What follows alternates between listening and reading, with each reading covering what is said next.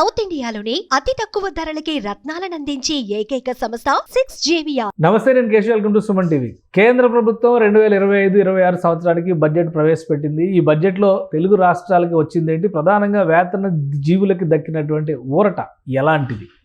ముఖ్యంగా కొన్ని రంగాలపైన పన్నులు మినహాయింపులు, తగ్గింపులు పెద్ద ఎత్తున చేసింది. కాబట్టి దేశంలో ఆర్థిక వ్యవహారాలు, ఆర్థిక కార్యకలాపాలు జోరందుకోవడానికి ఇది దారి వేస్తుంది అనేటువంటి అంచనాలు ఉన్నాయి. ఈ అంశాలపైన విశ్లేషణ చూద్దాం. మనతో పాటు బడ్జెట్ ఎక్స్పర్ట్ ఈదర్ రామకృష్ణ గారు ఉన్నారు. రామకృష్ణ గారు నమస్కారం. నమస్తే అండి. ఇన్కమ్ ట్యాక్స్ గురించి ఎక్కువ మంది డిస్కస్ చేస్తున్నారు. 12 లక్షల వరకు జీరో ట్యాక్స్ అంటున్నారు.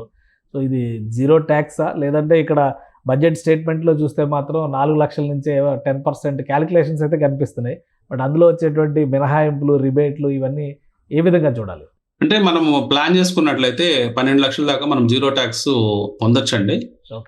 ఈవెన్ గా ప్లెయిన్ గా మనం డిడక్షన్స్ అలాంటివి ఏమీ అప్లై చేయకపోయినా కానీ 80,000 మించి పడదు 12 లక్షలు ఇన్కమ్ ఉన్న వాళ్ళకి. గతంలో కంటే మనకి ఆల్మోస్ట్ ఒక 80,000 to 1 lakh రూపీస్ బెనిఫిట్ ప్రతి స్లాబ్ లో ఉన్న వాళ్ళకి దొరికింది. అంటే 12 లక్షలు పైబడిన స్లాబ్స్ అంటే 8 to 12 వాళ్ళకి 10%, 12 to 16 వాళ్ళకి 15%, 16 to 20 వాళ్ళకి 20%, 20 to 24 వాళ్ళకి 25%. మీరు ఏ స్లాబ్ లో ఉన్నా కానీ అబౌవ్ 8 lakhs మీకు 80,000 నుంచి 1,10,000 రూపాయల దాకా బెనిఫిట్ వస్తుంది. తద్వారా గవర్నమెంట్ కూడా 1,10,000 కోట్ల రూపాయలు మొత్తంగా దేశం మొత్తంగా కోల్పోతుంది ఆదాయాన్ని. మేబీ వాళ్ళు వేరే సోర్సెస్ ద్వారా రీకూప్ చేసుకుంటారు, కానీ డైరెక్ట్ గా వాళ్ళకి వాళ్ళ పాకెట్స్ లోకి బెనిఫిట్స్ వెళ్ళాలి అని చెప్పేసి. అంటే కన్సంప్షన్ మనం ఈ మధ్య చూస్తే అర్బన్ కన్సంప్షన్ అనేది కొంచెం తగ్గుతూ ఉంది. తద్వారా మనం స్టాక్ మార్కెట్ లో కూడా FMCG స్టాక్స్ అంటే బాగా పడుతూ ఉన్నాయి. వాటి సేల్స్ కానీ ప్రాఫిట్స్ కానీ తగ్గుతూ ఉన్నాయి. సో అర్బన్ కన్సంప్షన్ పెంచాలనే దృష్టితోనే ఈ పర్టికులర్ మెజర్ చేసినట్టున్నారు.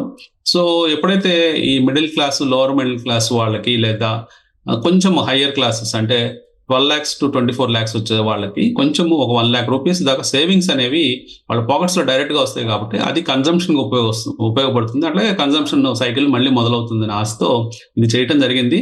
సో ఓవరాల్ గా ఇది ఒక వెల్కమ్ మూవ్ అండి. అంటే అట్లీస్ట్ ఇన్ఫ్లేషన్ పెరుగుతూ ఉంది, ఖర్చులు పెరుగుతూ ఉన్నాయి.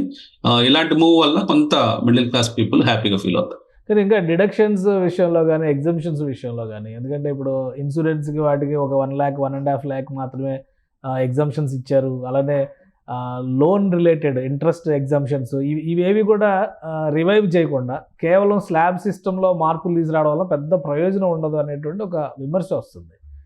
ఈవెన్ స్టాండర్డ్ డిడక్షన్ కూడా 75,000 తగ్గించడం జరిగింది. సో మీకు యాక్చువల్ గా నిల్ రిటర్న్ ఫైల్ చేయాలంటే దాదాపు 12.75 lakhs దాకా ఉంటుంది. దాని తర్వాత సంపాదించే ప్రతి రూపాయి మీద మీకు ట్యాక్స్ పడుతుంది.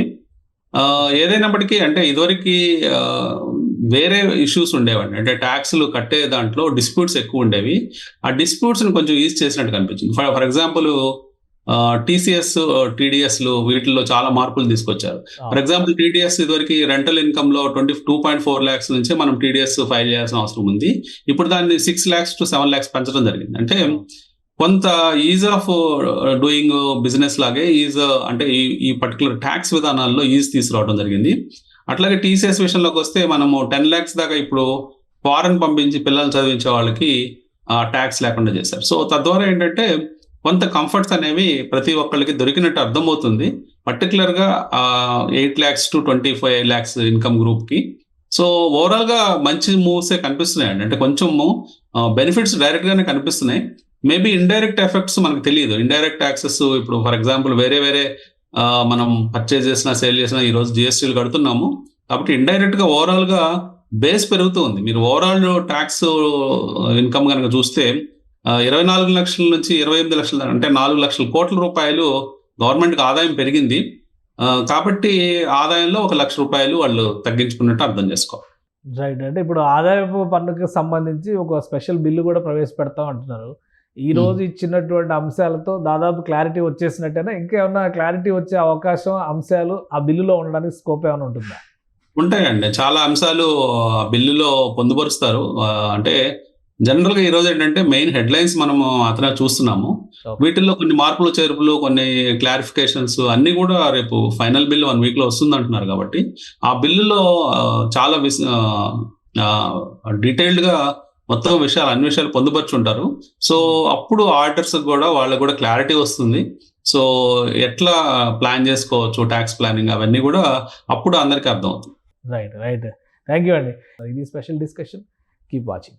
సుమన్ టీవీలో మీ పర్సనల్ అండ్ బిజినెస్ ప్రమోషన్స్ కోసం కింది నెంబర్కి కాంటాక్ట్ చేయండి.